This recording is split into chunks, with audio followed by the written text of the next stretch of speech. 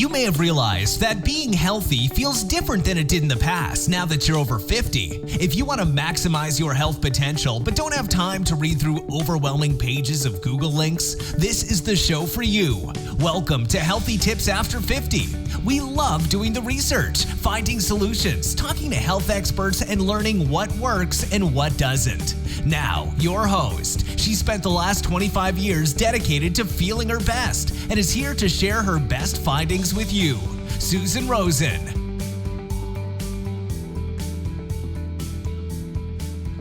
Hello, everyone. This is your host, Susan Rosen, and I am back today to talk about vitamin D, as in dog, and cancer.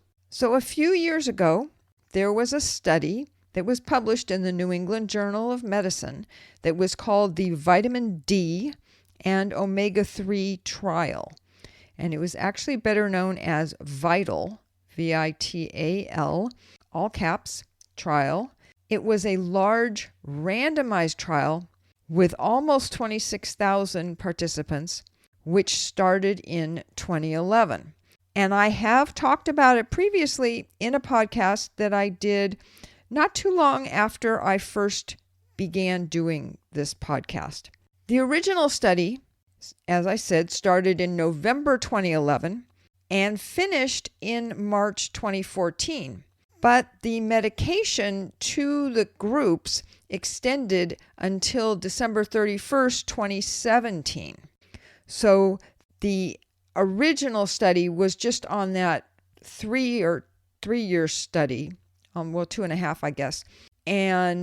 But they kept people on the vitamin D and the omega-3s or the placebo until 3.5 more years.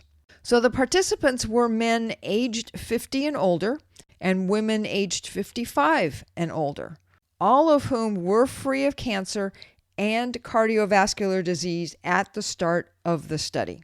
So the almost 26,000 men and women were randomly assigned to one of two groups. The first group took 2,000 IU or international units of vitamin D for 5.3 years. And the second group took a placebo for the same amount of time. And there was very little difference between the two groups as to who or how many developed cancer, although they did notice that there might be a difference in cancer deaths, although they didn't actually do the analysis to support that or say that it wasn't true at the time.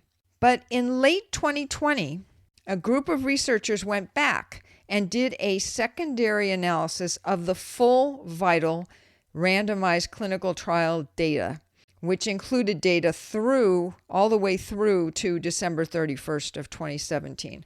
I hope this isn't confusing. It's really pretty straightforward.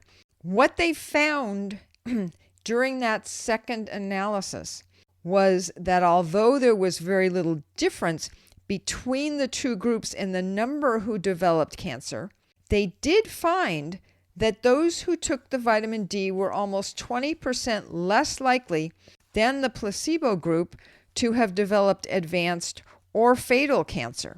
So there were 226 of the vitamin D group had a cancer that proved to be fatal, while 274 in the placebo group had a fatal cancer. But the really interesting finding was that when they stratified the data by body mass index, or BMI, they found that the incidence of metastatic and fatal cancer in the group that had a normal BMI was much less in the group who received the placebo. In the full test group, there were 7,800 participants of normal weight overall, of whom 96 in the placebo group developed a metastatic or fatal cancer, while only 58 in the vitamin D group developed a metastatic or fatal cancer. I'll get that right one of these days. That's quite a big difference. I also, in looking around, found a couple of related studies on PubMed about vitamin D and tumors.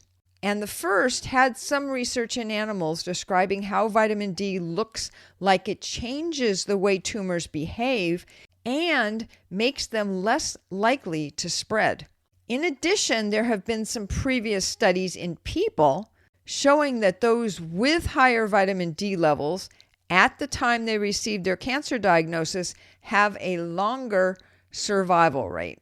Besides finding actual studies on the PubMed site, I also saw an article that explained that the effect could be related to vitamin D's biological activity in people who have a normal BMI versus those who are overweight. Overweight people may not be able to use or absorb the vitamin D as well as those with a normal weight, even if they take higher dosages. It seems to have something to do with vitamin D's biological activity in overweight versus normal weight people. It could be something similar to insulin resistance in overweight people, where they don't process insulin like a normal weight person does. In this instance, it would be the vitamin D that they are not using as effectively even at higher doses. It really is fascinating how our bodies work so much better when we are healthy and well, and how sometimes they don't work at all when we have too much weight or alcohol or sugar, etc.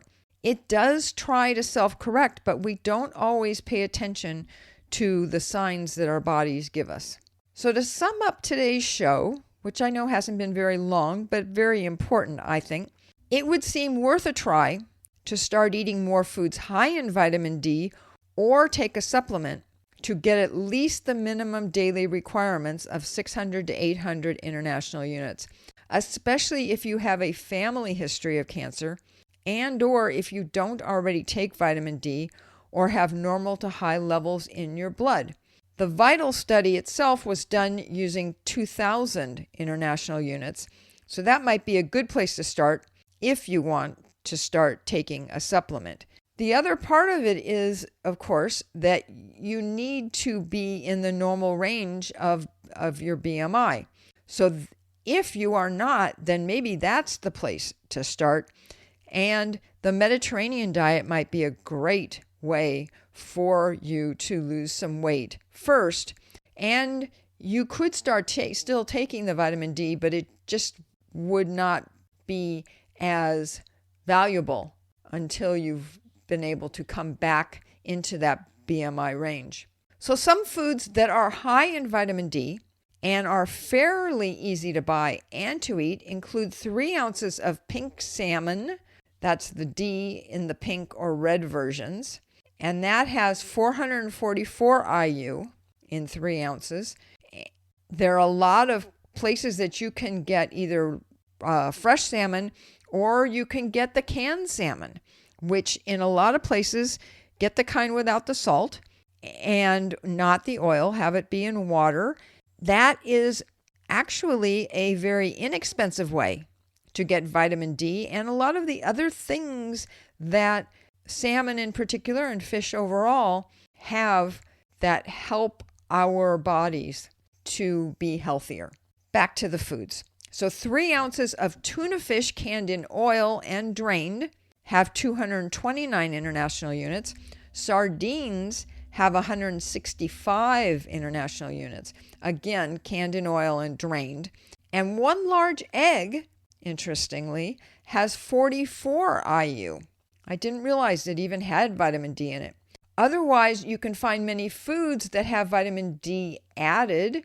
Just look at the nutrition label on the food for the amount, if any, that's in it.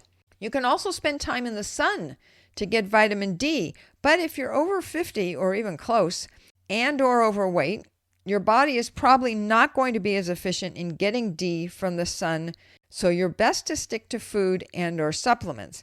Not to mention the fact that you can get sunburnt, which you don't really want to do.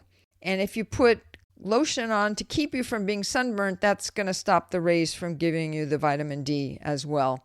So maybe you want to stick with a supplement. One other thing about vitamin D that I have read about in many places is that it's good to take vitamin K2 along with it because they work synergistically in your body. Now, I will say that there are a few places that I have seen it say that you shouldn't take them at the same time of day, but take them separately. But to me, I don't know whether that's actually good or true, as there are so many supplements that have both of them bottled together.